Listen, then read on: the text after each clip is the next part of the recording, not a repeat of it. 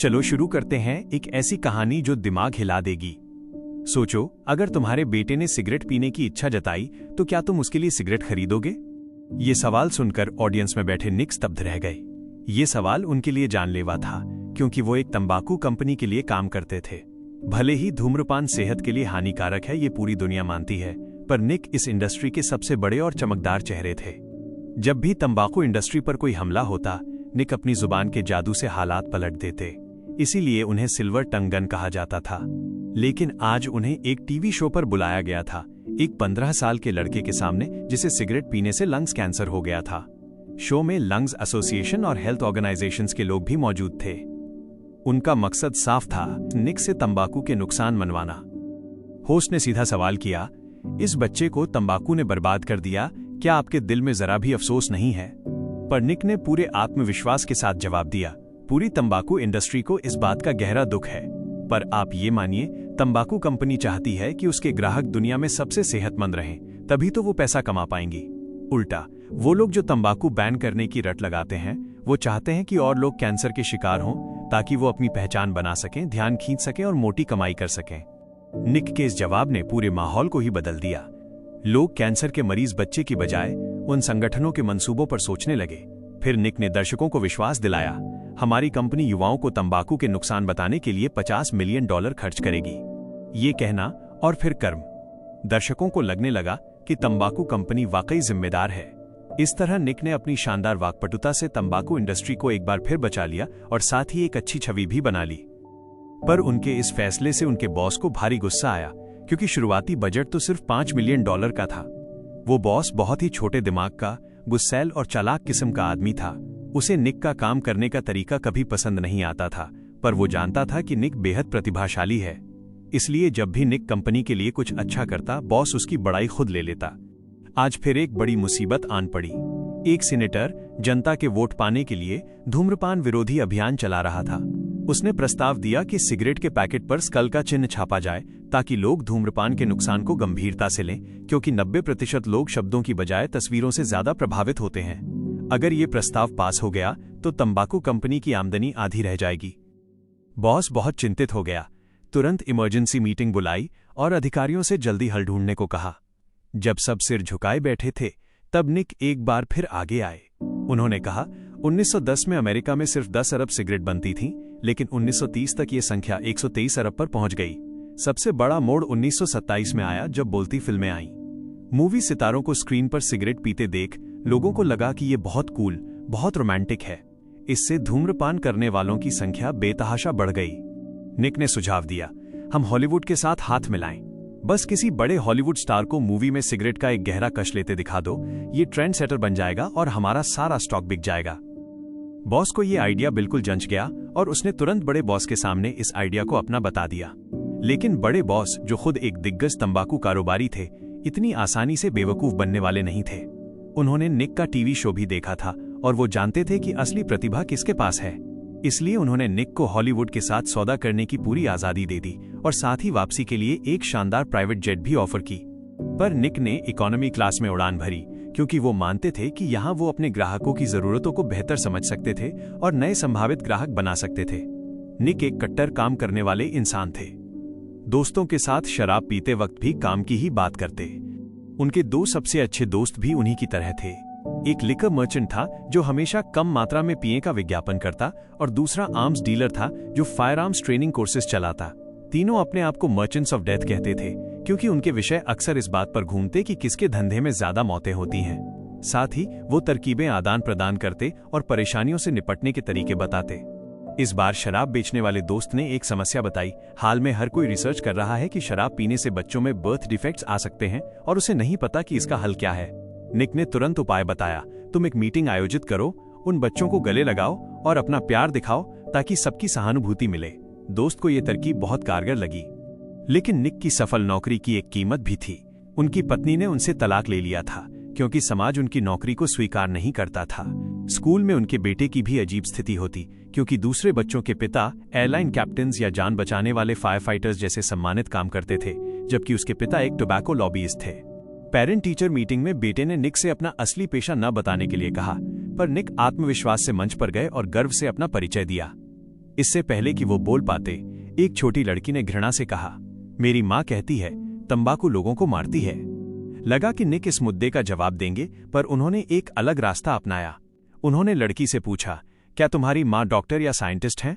नकारात्मक जवाब मिलने पर उन्होंने कहा, अगर वो एक्सपर्ट्स नहीं हैं तो उनकी बात क्रेडिबल नहीं है। फिर उन्होंने बच्चों की सोच को मोड़ना शुरू किया।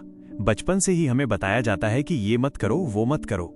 हमें आसानी से विश्वास नहीं करना चाहिए, बल्कि ये जानना चाहिए कि क्या वो बातें भरोसेमंद हैं। तुम में स्वतंत्र रूप से सोचने की एबिलिटी और चैलेंज देने का साहस होना चाहिए। मान लो तुम्हारे माता पिता ने कहा चॉकलेट खतरनाक है, तो क्या तुम सच मानोगे? जब सभी स्टूडेंट्स ने एक साथ कहा नहीं, तो निक का दावा एक बार फिर कामयाब हो गया। टीचर ने बीच में हस्तक्षेप किया और निक के बेटे को भारी शर्मिंदगी महसूस हुई, पर वो अपने पिता की बहस करने की कला के आदी हो चुका था। उसने पढ़ाई में आई एक समस्या के लिए निक की मदद भी मांगी। उसे एक ऐसे लिखना था, अमेरिका दुनिया का सबसे अच्छा देश क्यों है? निक ने उसे सीधा जवाब देने की बजाय तरीका सिखाया। अच्छे या बुरे का पैमाना क्या है? क्राइम रेट, पॉवर्टी रेट या एजुकेशन का स्तर? दुनिया में कोई एक सबसे परफेक्ट कंट्री नहीं है। ऐसे विषय के लिए तुम्हें सीधा जवाब देने की जरूरत नहीं। बस एक पहलू पेश करो और सही तर्क दो, कोई गलत नहीं कहेगा। उस पल निक अपने बेटे की नजरों में चमक गए और बेटे ने भी इस प्रतिभा को अच्छे से अपनाया, यहां तक कि अपनी मां पर भी आजमाया। निक की पूर्व पत्नी उनसे नाराज रहती थी और तय समय के अलावा बेटे को निक के साथ नहीं रहने देना चाहती थी, पर बेटा निक के साथ रहकर उनकी ताकतवर कला सीखना चाहता था। जब मां ने फिर मना किया तो बेटे ने एक ऐसा दृष्टिकोण रखा जिसने उसे हिला दिया। मां, आपको शादी की नाकामी का गुस्सा मुझ पर नहीं निकालना चाहिए। आपको मुझे इस्तेमाल करके पिताजी का विरोध भी नहीं करना चाहिए, ताकि एक पिता जो अब आपसे प्यार नहीं करता वो दुखी महसूस करे। मां स्तब्ध रह गई। दरअसल बेटा जानता था कि मां ऐसा नहीं सोचती, पर उसने एक झूठी दुविधा पैदा कर दी जिसने मां को हां कहने पर मजबूर कर दिया। इस तरह बेटे को निक के साथ ज्यादा वक्त मिल गया और निक ने तय किया कि वो उसे हॉलीवुड पार्टनरशिप की बातचीत पर लेकर जाएंगे। हालांकि एजेंसी के दफ्तर में कदम रखते ही उन्हें एक बातूनी असिस्टेंट के डींगों को सुनना पड़ा, जैसे तालाब में $7,000 की मछली या बड़े सितारों के महंगे तोहफे। इससे निक को लगा कि बातचीत आसान नहीं होगी, पर नतीजा हैरान करने वाला था। जिम्मेदार व्यक्ति बात करने में बहुत आसान था। निक को लगा कि वो हेल्थ के मुद्दों पर हिचकिचाएगा, पर उसने कहा, मैं डॉक्टर नहीं हूं, ये मुद्दे मेरे विचार के दायरे में नहीं आते। मैं सिर्फ ये सोचता हूं कि टोबैको को फिल्म्स में कैसे बेहतरीन तरीके से इंटीग्रेट किया जाए। इतना कहकर उसने तुरंत एक अजीब योजना सुझाई। 2 मशहूर सितारे भविष्य की एक स्पेस कैप्सूल में प्रेम करने के बाद एक सिगरेट पिएं। वैसे भी भविष्य की साइंस फिक्शन मूवी के लॉजिक से किसी को मतलब नहीं होता और वो हेल्थ इश्यूज की चिंता किए बिना आराम से स्मोकिंग का आनंद दर्शा सकते हैं। इस तरह निक और प्रोड्यूसर के बीच समझौता बन गया। हालांकि सिगरेट के एक कश के लिए करोड़ों डॉलर लग रहे थे, पर यह निक की चिंता का विषय नहीं था। होटल लौटते वक्त बेटे ने अचानक उत्सुकता से पूछा, अगर टोबैको नुकसानदेह है तो तुम उसे इधर उधर प्रमोट क्यों देते हो? निक ने जवाब दिया, ये मेरा काम है। जैसे एक लॉयर बुरे आदमी का बचाव करता है, भले ही वो जानता हो कि वो गलत है। ये प्रोफेशनल एथिक्स है। ये कहना कि मैं गलत हूं, इसका मतलब ये नहीं कि मैं जो कुछ कहता हूं वो अतार्किक है। जैसे तुम्हें चॉकलेट का स्वाद पसंद है, पर तुम दूसरों को ग्रीन टी का स्वाद पसंद करने से मना नहीं कर सकते। बेटे ने समझा कि ये उसके पिता की बातचीत का एक और तरीका था। निक ने फिर समझाया, तुम्हें बस दूसरों को प्रूव करना है कि वो रॉन्ग है और फिर तुम राइट हो जाते हो। बेटा एक बार फिर अपने पिता की बातों का खंडन नहीं कर पाया। ऐसा लगता था कि उसके पिता हमेशा दूसरे पहलुओं से वीक पॉइंट ढूंढ लेते, फिर जोरदार हमला करके आखिरी जीत हासिल कर लेते। यह सुनकर लड़के को एकाएक ज्ञान की प्राप्ति हुई। जब उन्हें लगा कि इस बड़े मामले को सुलझाने के बाद वो थोड़ा आराम कर पाएंगे, तो अगले दिन निक को एक और कठिन काम मिल गया। एक काउबॉय था जो कभी उनकी तंबाकू का प्रतिनिधि रह चुका था और उसने हाल में एक रिपोर्टर से संपर्क कर कंपनी पर केस करने की बात की थी, क्योंकि उस काउबॉय को लंग्स कैंसर हो गया था। निक समझ गए कि काउबॉय सभी गर्म खून के होते हैं और रिश्वत पसंद नहीं करते। घर में प्रवेश करते ही उन्होंने फ्लोर पर $10 लाख डाल दिए और काउबॉय से कहा, ये पैसा चाहे तुम रखो या ना रखो, मैं वापस नहीं ले जाऊंगा, पर अगर तुम फिर भी केस करने पर अड़े रहे तो ये सारा पैसा वापस करना होगा और फिर तुम्हें वो $5,000 का कॉम्पेंसेशन मिलेगा जिसके तुम हकदार हो। यह सुनकर काउबॉय चकित रह गया। उसने मैटर पर फिर से विचार करना चाहा। निक ने फिर उससे कहा, कोई भी रिपोर्टर पुरानी खबर का इंतजार नहीं करना चाहता। तुम्हें तुरंत चॉइस करना होगा, पैसा रखना है या सब वापस करना है। इतनी बड़ी रकम के सामने काउबॉय ने आखिरकार हां कर दी। इस तरह निक ने एक बार फिर कंपनी को एक क्राइसिस से उबार लिया। वापसी के रास्ते में बेटा फिर उलझन में पड़ गया।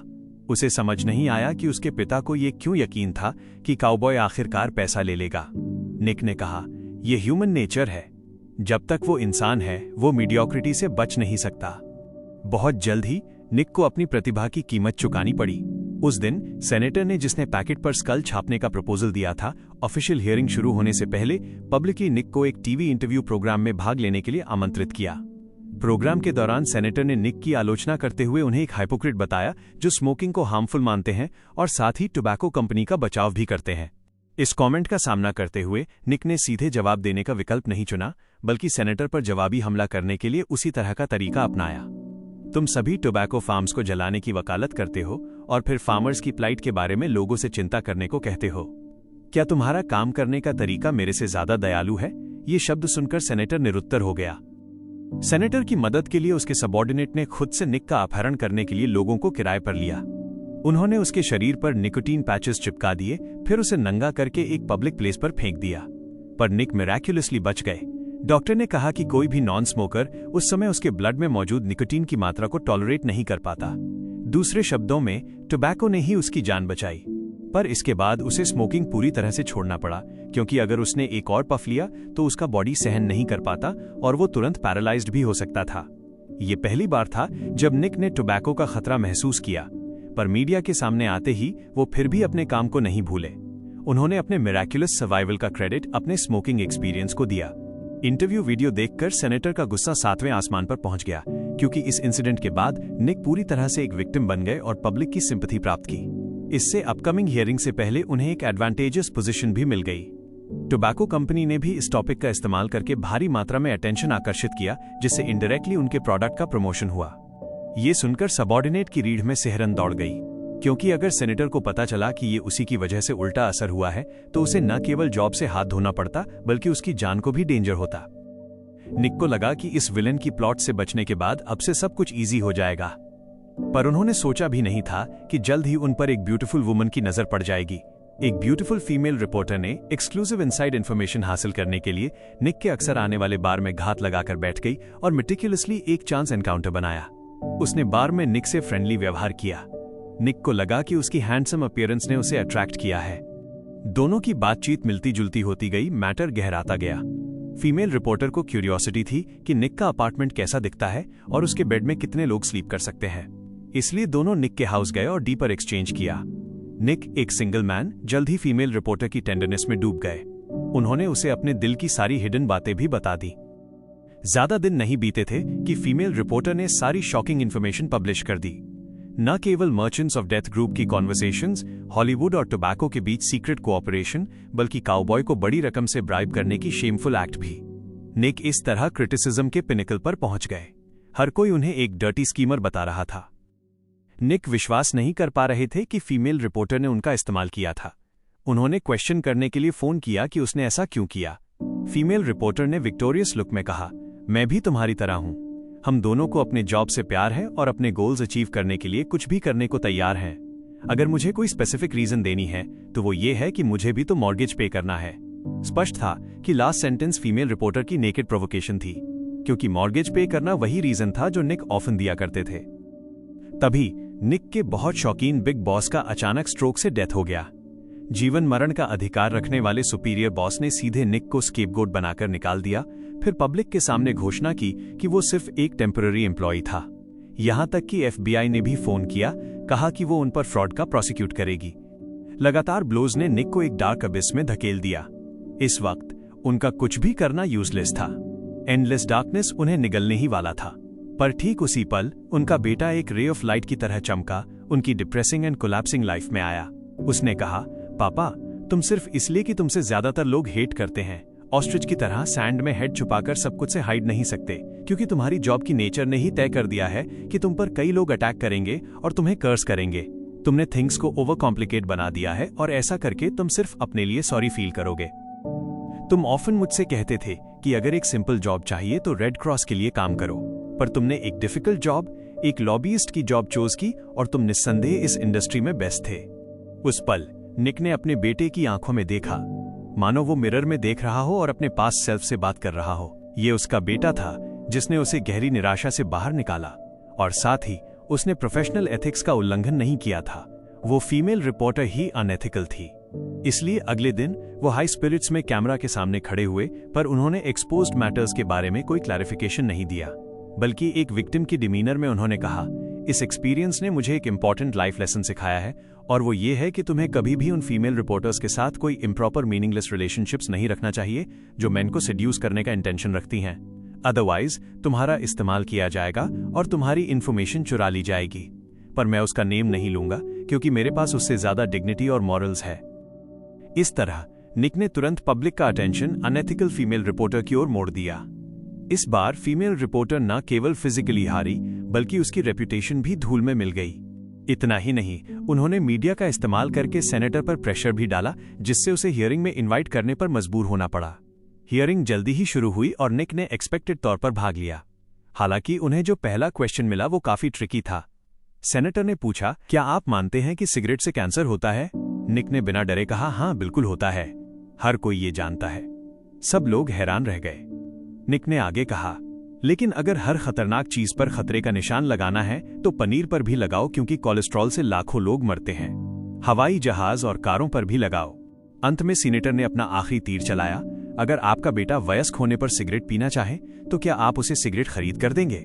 निक 2 सेकंड के लिए रुके और फिर मुस्कुराकर बोले, अगर उसकी सचमुच इच्छा होगी तो मैं खुद उसके लिए उसकी पहली सिगरेट खरीदूंगा। निक के इस जवाब ने साबित कर दिया कि वो सिर्फ कंपनी के लिए नहीं, बल्कि इंसान की अपनी पसंद के हक के लिए लड़ रहे थे। निक को उनकी कंपनी ने फिर से पुराने पद और भारी सैलरी पर वापस बुलाना चाहा, पर निक ने मना कर दिया। उन्होंने महसूस किया कि अब उन्हें अपने बेटे के लिए एक रोल मॉडल बनना है। कुछ समय बाद तंबाकू कंपनियों को करोड़ों का जुर्माना भरना पड़ा और उनके पुराने बॉस सड़क पर आ गए। सीनेटर फिल्मों से सिगरेट हटवाने की अपनी बेकार कोशिशों में लगा रहा, जबकि निक ने अब टेक इंडस्ट्री की दुनिया में अपनी नई और दमदार पारी शुरू कर दी।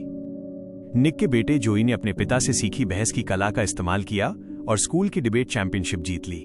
निक समझ गए थे कि प्रोडक्ट कोई भी हो, अगर आपके पास तर्क और शब्दों की ताकत है तो आप कभी नहीं हार सकते। कैसी लगी आपको निक की ये कहानी?